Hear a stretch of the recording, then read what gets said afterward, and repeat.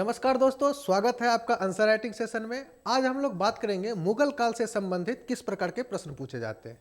जैसे कि एक क्वेश्चन लेते हैं कि बाबर के सफलता के क्या कारण थे। इससे संबंधित प्रश्न पहले भी पूछे जा चुके हैं, तो उसे हम लोग एक बार देखते हैं।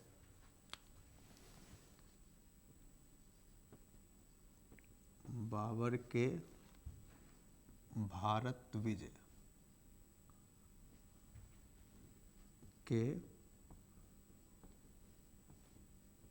कारणों का वर्णन करें।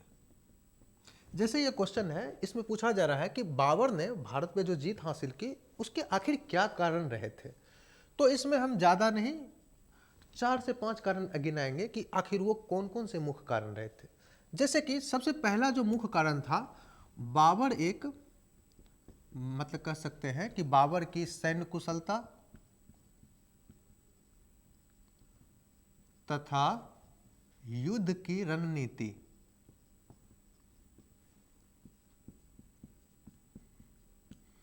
अब इसे हमें पुष्ट भी करना पड़ेगा।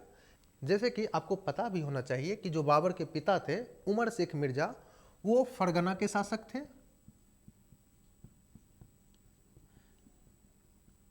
लेकिन उनकी मृत्यु के पश्चात बाबर बहुत ही कम उम्र में वहां शासक बना था। लेकिन वहां के शासकों के द्वारा इन्हें प्रताड़ित किया जाता है, जिस वजह से उन्हें काबुल और कंधार का क्षेत्र छोड़ना पड़ता है और अंत में भारत की तरफ रुख करना पड़ता है। लेकिन आप देखोगे कि बाबर शुरुआत से ही जो है एक सैन्य कुशल व्यक्तित्व वाला व्यक्ति था। तो ये पॉइंट आप यहां पे बता सकते हैं। दूसरी बात अगर हम देखें तो बाबर के द्वारा तोपखाना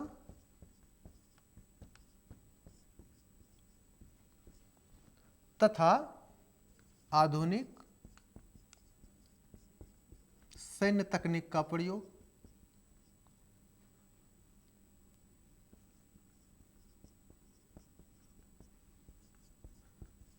जो कि इसके विजय को और भी मजबूत बनाता है। तोपखाना बोले तो भारत में उस समय कहीं भी तोपखाना का प्रयोग नहीं होता था। तो बाबर ने 1526 ईस्वी में पानीपत के प्रथम युद्ध में इसका प्रयोग किया, जो कि इसके सफलता का एक प्रमुख कारण था। दूसरी तरफ अगर हम बात करें तो इनके सेना में एक नई पद्धति अपनाई गई थी, जिसे तुगलकनुमा या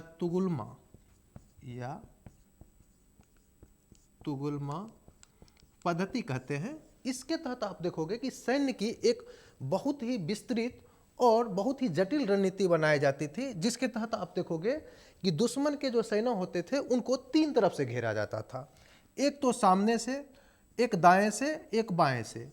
आप देखोगे कि इसमें सैन्य चालाकी का प्रयोग किया जाता था कि जो सामने वाले सैनिक होते थे वो धीरे धीरे पीछे हटते जाते थे, और जो दुश्मन के सेना होते थे जब उनके क्षेत्र में प्रवेश कर जाते थे तो बाबर की जो सेना होते थे वो दाएं से, बाएं से और फिर आगे से भी तीव्र गति से अटैक करते थे, जिस वजह से जो दुश्मन के सेना होते थे वो बहुत ही कंफ्यूज हो जाते थे।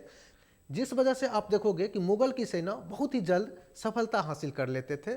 तो ये आप 2 मुख्य कारण बता सकते हैं बाबर की सफलता में।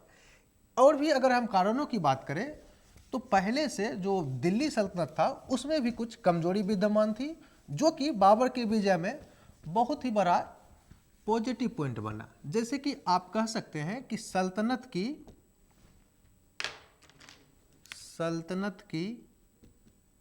कमजोरी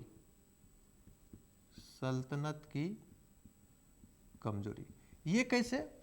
तो जो अमीर वर्ग और जो प्रशासक वर्ग थे उसमें एकता की कमी थी।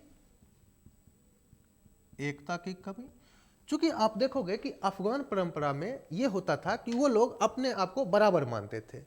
यही कारण था कि संपूर्ण लोधी काल में देखोगे कि जो सुल्तान होते थे वो अपने सिंहासन पे नहीं बैठ के जो अमीर होते थे उनके साथ कालीन पे बैठा करते थे।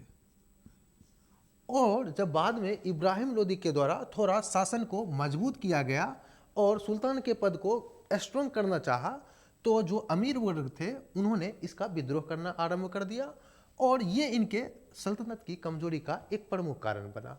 तो ये तीसरे पॉइंट के रूप में आप यहाँ पर बता सकते हो।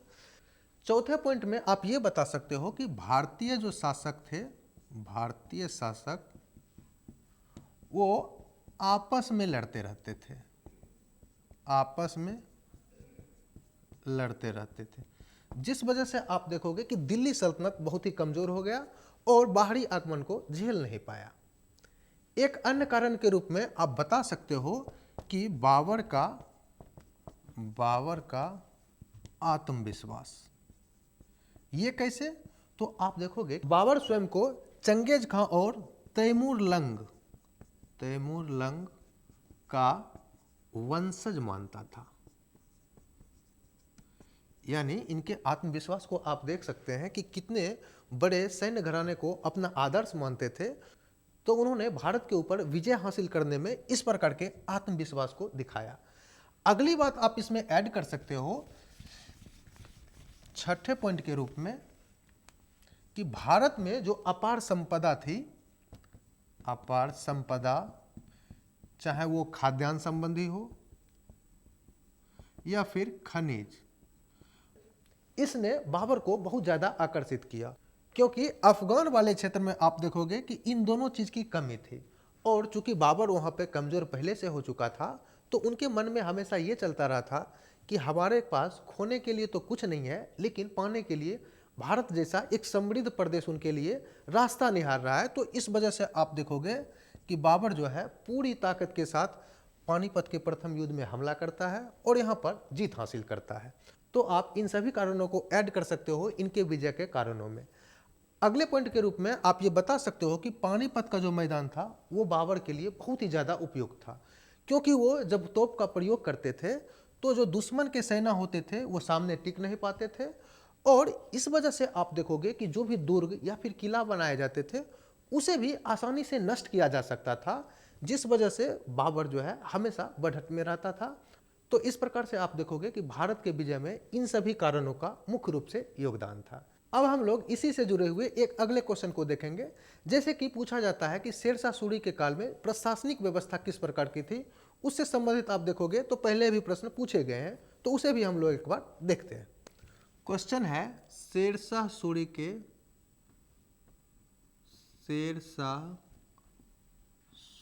के प्रशासनिक व्यवस्था का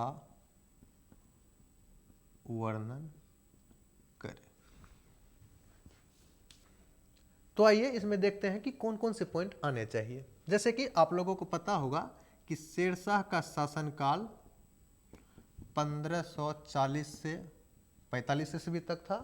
इन्होंने 1540 में विलग्राम के युद्ध में हुमायूं को पराजित किया था और हुमायूं को भारत छोड़कर ईरान जाना पड़ा था। ये तो आप लोग जानते ही होंगे। और अब हम लोग बात करेंगे कि आखिर इन्होंने जो शासन किया 40 से लेकर 45 तक, तो आखिर इन्होंने किस प्रकार के प्रशासनिक व्यवस्था की नींव डाली, जो कि आगे आप देखोगे कि अकबर ने भी बहुत हद तक इस व्यवस्था को कंटिन्यू रखा। जैसे कि सबसे पहला देखेंगे केंद्रीय प्रशासन। तो केंद्रीय प्रशासन में कहीं भी हो तो कॉमन आपको बात लिखना है कि राजा सर्वोच्च होता था। ये तो हम लोग बहुत बार चर्चा कर चुके हैं, तो इसकी आदि आप लोग हो चुके होंगे। राजा सर्वोच्च होता था। सलाह के लिए एक मंत्री परिषद होता था।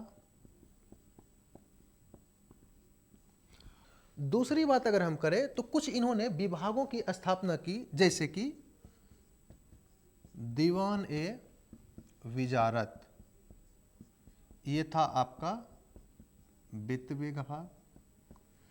दूसरा विभाग था दीवान ए अर्ज, जो कि एक सैन्य विभाग था। तीसरा विभाग है दीवान ए इंसा, जिसका था पत्राचार का काम, मतलब संदेश को इधर से उधर ले जाना। और अगला जो एक विभाग था जिसका नाम था दीवान ए रिसालत। ये आप कह सकते हो कूटनीति या फिर विदेश संबंध, इसी से निर्धारित होता था। तो ये आप बता सकते हो केंद्रीय प्रशासन के रूप में। अब आपको पता है कि केंद्रीय प्रशासन के अलावा भी कुछ चीज़ें होती है, जैसे कि प्रांतों में किस प्रकार के प्रशासन किए जाते थे, ये अनिवार्य हो जाता है, क्योंकि हम लोगों ने ऐसा बहुत सारे क्वेश्चन को प्रैक्टिस पहले से कर रखा है। तो हम बात कर लेते हैं आखिर शेरशाह सूरी के द्वारा जो है प्रांतीय प्रशासन में क्या किया गया। तो प्रांतीय प्रशासन की बात करें तो इन्होंने प्रांत को सरकार में बांट रखा था, सरकार बोले तो जिला, और जिलों का जो डिवीजन था वो परगना में था। ये आप कह सकते हो एक प्रकार से तहसील। और सबसे जो नीचे प्रशासन की इकाई थी उसे ग्राम कहा जाता था। और इन क्षेत्रों में प्रशासन जो चलाया जाता था उसमें दो प्रमुख नाम हैं, एक तो है सिकदार और एक है आमिल। सिकदार का काम होता था कानून व्यवस्था की देखरेख करना, कानून व्यवस्था, और जो आमिल होते थे इसका काम होता था रेवेन्यू को कलेक्ट करना, राजस्व वसूली आप कह सकते हो। तो ये काम होता था आमिल का।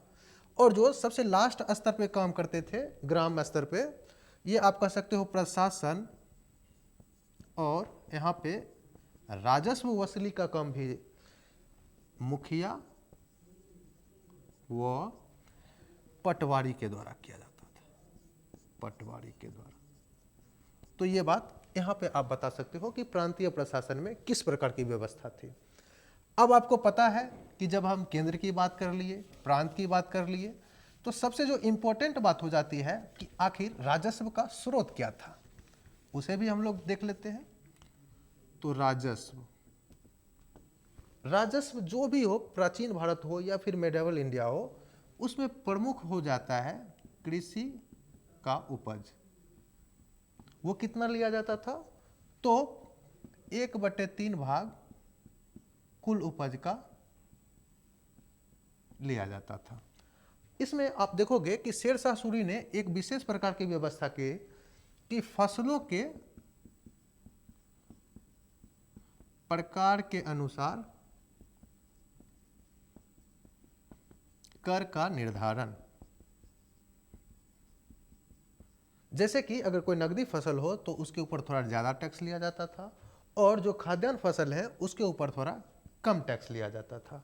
अगला पॉइंट जो आता है प्रशासन में, वो आप बता सकते हो कानून व्यवस्था और न्याय। कानून व्यवस्था,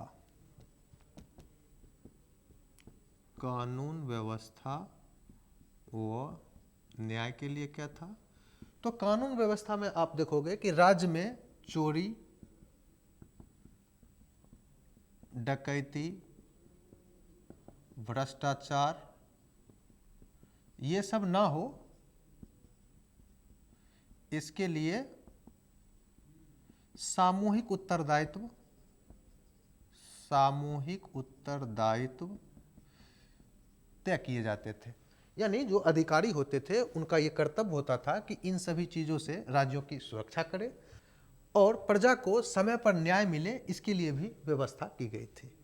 आगे आपको पता होना चाहिए कि प्रशासन में हम सेना को भी लेते हैं, जैसे कि सैन्य प्रशासन, इसमें आप बता सकते हो सेना की नियुक्ति होती थी शेरशाह सूरी के काल में। आप देखोगे कि योग्यता के बल पर, योग्यता के बल पर, यानी भले ही शासन जो है मुस्लिमों का था, लेकिन यहाँ पर योग्यता को प्रायोरिटी दिया जाता था, न कि धर्म को। तो सभी धर्म के लोगों का, सभी धर्मों के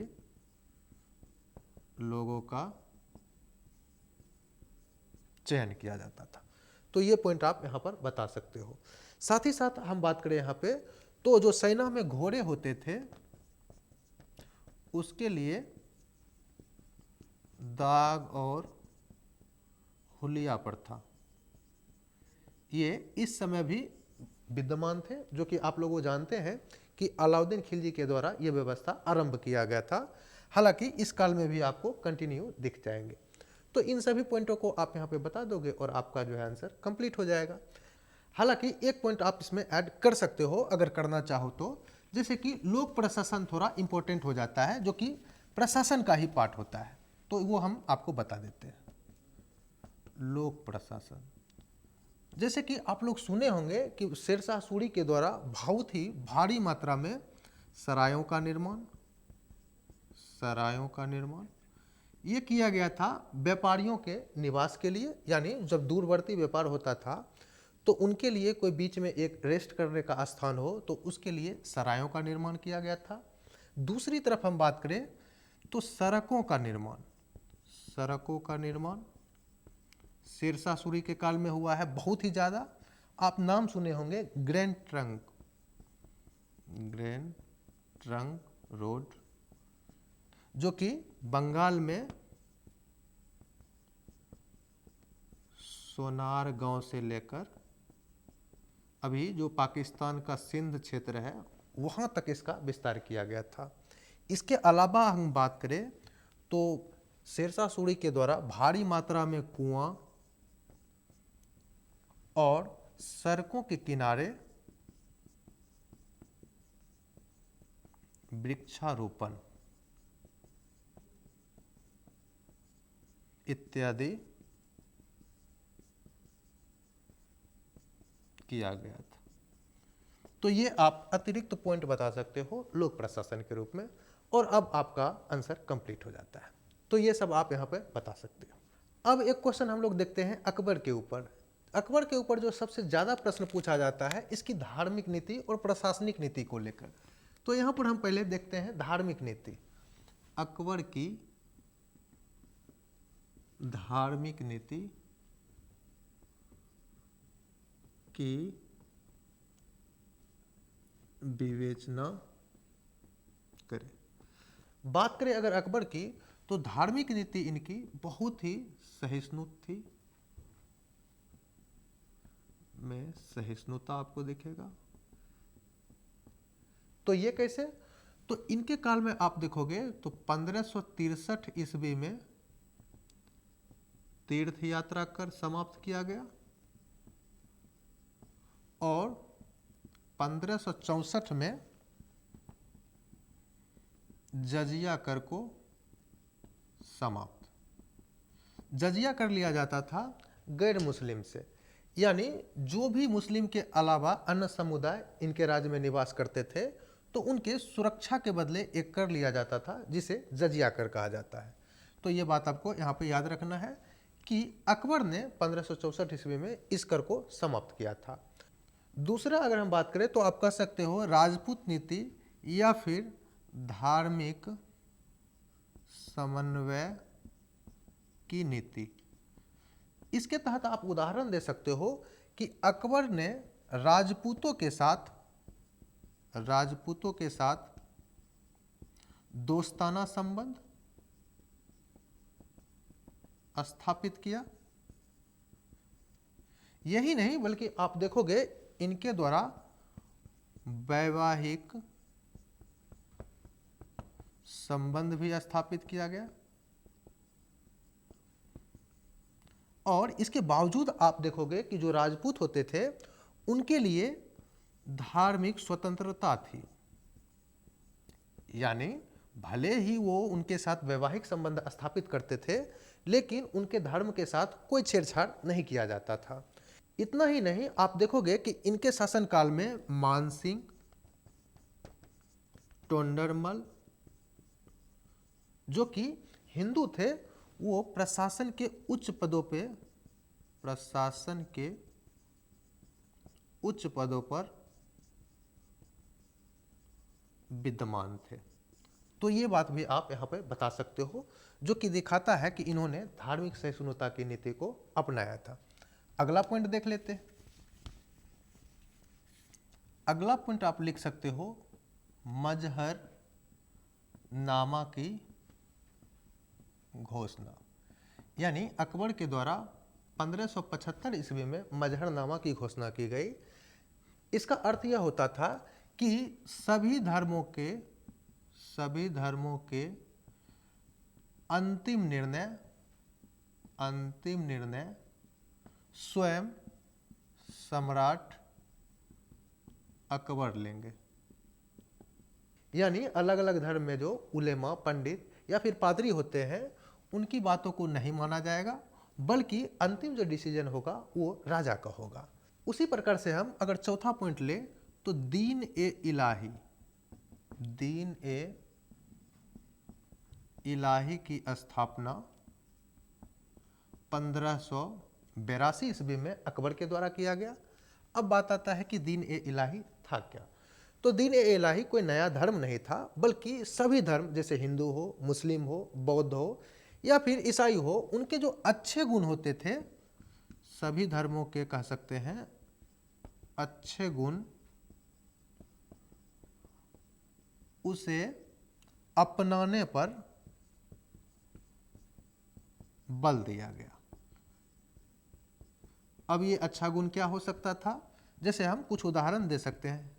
सत्य, अहिंसा, अस्तेय मतलब होता है चोरी नहीं करना। उसी प्रकार से आप कह सकते हो ब्रह्मचर्य, नैतिकता, पशु बलि हत्या पर रोक,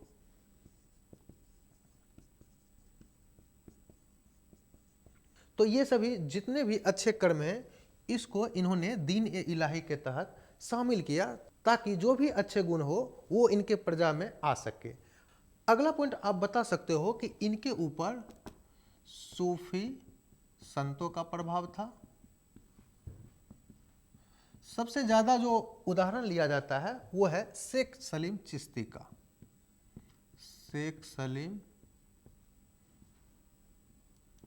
चिश्ती जो कि एक उदारवादी संत थे, उदारवादी, जिस कारण से आप देखोगे कि अकबर में भी बहुत ज्यादा उदारता सभी धर्मों के प्रति और प्रजा के प्रति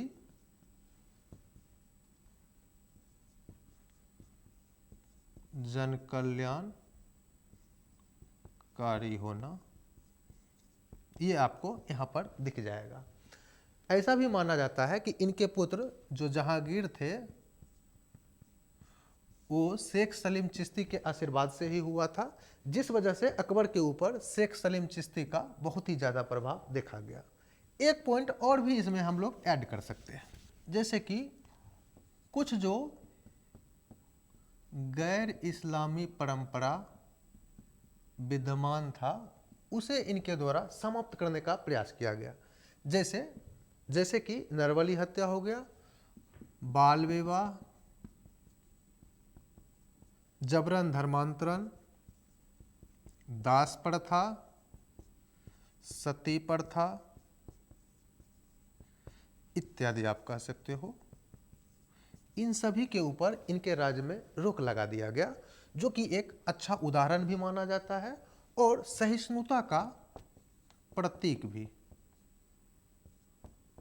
तो कुल मिलाकर आप कह सकते हो कि अकबर की जो धार्मिक नीति थी बहुत ही उदार थी, बहुत ही सहिष्णु थी, जो कि पूरे मध्यकालीन भारत में बहुत ही रेयर देखने को आपको मिलेगा। तो ये आप पॉइंट लिख सकते हो और आपका आंसर यहाँ पर कंप्लीट हो जाएगा। तो ये हम लोगों ने देखा कि मेडावल इंडिया में जो मुगल साम्राज्य है उससे किस प्रकार के प्रश्न पूछे जाते हैं। एक क्लास हम लोग का और लगेगा जिसमें हम लोग मुगल काल के जो भी बचे हुए टॉपिक हैं उसे कवर कर लेंगे और हमारा मेडावल इंडिया कंप्लीट हो जाएगा। तो आज के लिए हम लोग क्लास को यहीं पे रोकते हैं। अगर हमारा लेक्चर आपको अच्छा लगे तो लाइक और शेयर करना ना भूलें। साथ ही साथ हिस्ट्री से जुड़े हुए जानकारी के लिए आप हिस्ट्री कनेक्ट को सब्सक्राइब कर सकते हैं। धन्यवाद।